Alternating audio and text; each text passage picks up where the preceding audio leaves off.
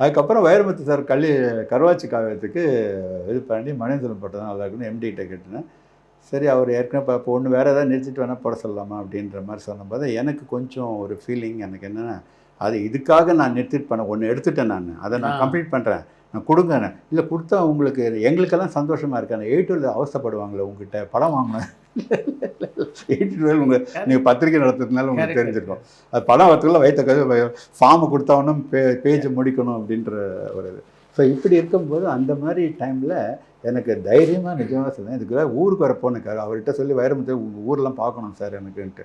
ஏன்னா போனாட்டி கல்லுக்கட்டு கதை பார்க்கல. அந்த மண் வாசனையாக அந்த ப்ரீத் பண்ண தான் தெரியும் அந்த இடத்தினுடைய இது.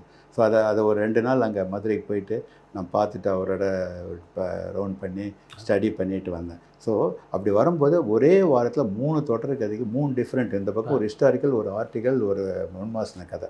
3 கதைக்கு 3 மீடியம்ஸ் வேறு. அது வெரைட்டி. அது அந்த விகடனில் நான் பண்ணக்கூடிய ஒரு பெரிய சந்தர்ப்பம். அது அது எப்படி பண்ணேன்னா இன்றைக்கி கூட எனக்கு ஆச்சரியமாக தான் இருக்குது. ஸோ அப்படி வரும்போது அப்போ தான் அந்த ஸ்டோரின்னு வரும்போது அவர் இன்சிஸ்ட் பண்ணார் வைரமுத்து சார். இது நடுவில் நீங்கள் படம் போட்டு ஸ்கெட்ச் பண்ணி எனக்கு அப்போ டெக்னாலஜி இருக்குது. முன்ன சாண்டில் மாதிரி நான் எடுத்துன்னு போய் காமிக்க வேண்டியதில்லை. இது பண்ண முடியுது.